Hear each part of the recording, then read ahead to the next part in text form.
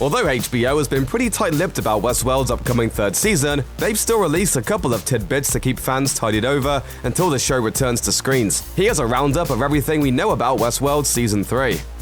While the first two seasons of Westworld have been mostly told from the points of view of Dolores and the Man in Black, if the first teaser is any indication, Season 3 seems to be taking a sharp turn into something new. This intriguing glimpse at Westworld's new season follows a brand new character, played by Breaking Bad's Aaron Paul, through a series of events that take place in what appears to be the real world outside of Delos' park. From Paul's narration, it sounds as though the world he inhabits isn't much of an improvement on the park, as he talks about his sense that, although things may look nice on the surface, that beauty is masking something darker. Sound like something you've heard before? Some people choose to see the ugliness in this world. I choose to see the beauty. Paul's character laments that somebody has made an attempt to smooth over the world's rough edges, making it all little more than a lie, and expresses his hope of finding something real, at which point the trailer finally shows us a familiar face. Of course, as you probably know from previous seasons, the men who fall in with Dolores are rarely all that they seem, nor do they ever get what they expect. Although HBO has yet to announce a premiere date for Season 3, don't hold your breath on seeing Westworld return to TV screens in 2019. HBO programming chief Casey Bloys told The Wrap in early 2019 that production on the series' third season was set to begin in March of the same year. While it's possible that showrunners Jonathan Nolan and Lisa Joy will race to turn the season around before the end of the year, a 2020 premiere date seems more likely. This would be a slightly longer gap than the one between the first two seasons, which lasted nearly 17 months. Season 1 wrapped up in early December of 2016, while Season 2 premiered in late April of 2018 and ended in late June. Since Season 2 began filming in the summer of 2017, that left around 10 months between the start of production and the show's premiere. If the series remains on a similar production schedule, we could expect to see Season 3 as early as January of 2020. But given the increasingly vast scope of the series from season to season, it wouldn't be a huge surprise if the wait turns out to be even longer.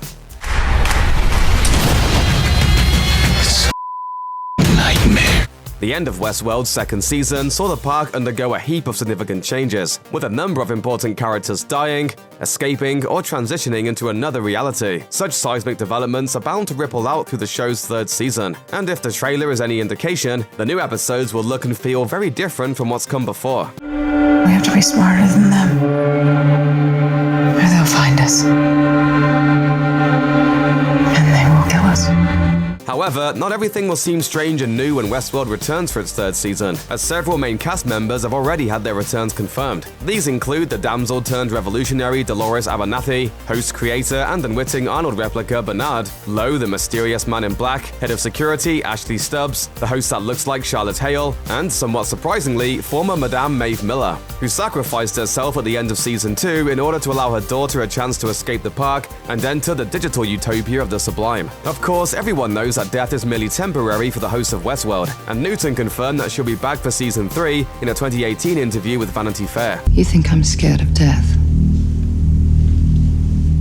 I've done it a million times.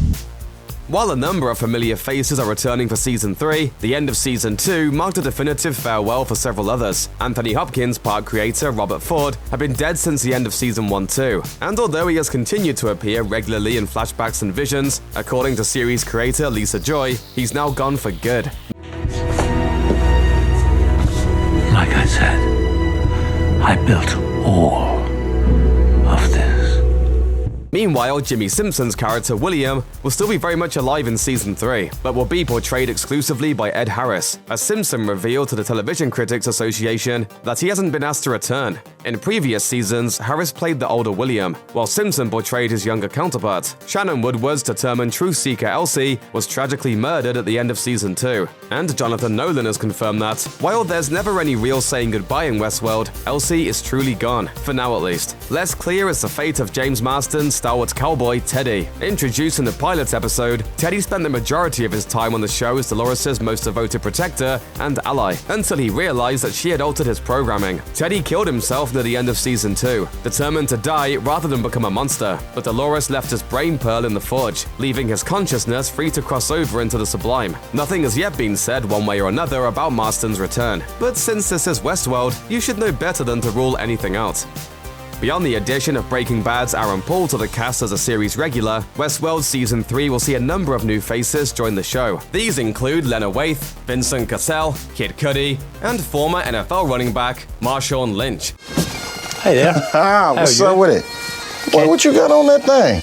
I don't know about that. So where I'm from, like we don't wear those. Judging by the trailer, it seems as though Waithe and Lynch will be playing Paul's accomplices in some sort of bank heist, while Cudi's character, who also seems to have some sort of tie to Paul's character, will be spending at least some of his time in prison.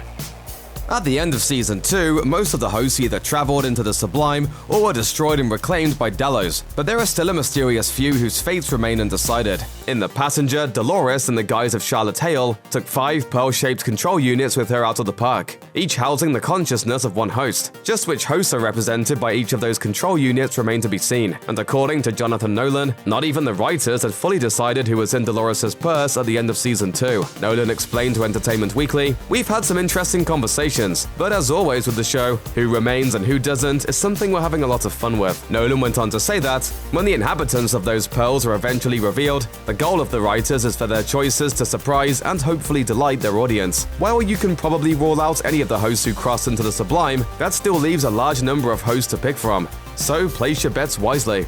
There is beauty in what we are. Shouldn't we too try to survive?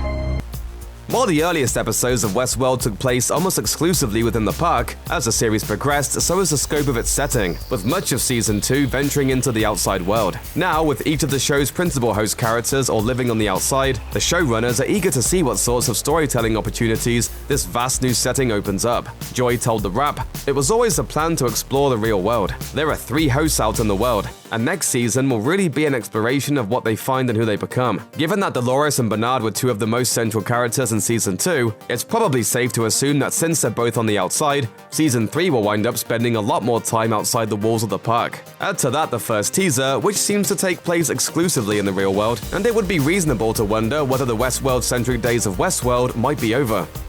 Although a few main characters have managed to escape Ford's world, there are still others left on the inside, with several theme parks remaining unexplored. In addition to Westworld, Season 2 introduced viewers to Shogun World and The Raj, but the show's official Delos Destinations website teases 3 additional parks. The site lists no details about them, but Nolan and Joy have previously hinted that the show may eventually visit the Roman and medieval worlds from Michael Crichton's original 1973 movie. As for the 6th world, it could be Future World, which appeared in the 1976 sequel, although Nolan and Joy could just as easily create something brand new. In fact, the identity of at least one park seems to have been confirmed by the Comic-Con trailer. Although Maeve was last seen shot to death outside the entrance to the Sublime, the trailer finds her looking good as new, in a place that looks like a Nazi-occupied Europe during World War II. This may very well be a glimpse at one of the remaining 3 parks. Although World War II doesn't exactly seem like a prime vacation spot, if there's one thing that's clear about the elite clientele of Delos' theme parks, is that they're drawn to violent settings. And how much more violent can you get than history's deadliest war?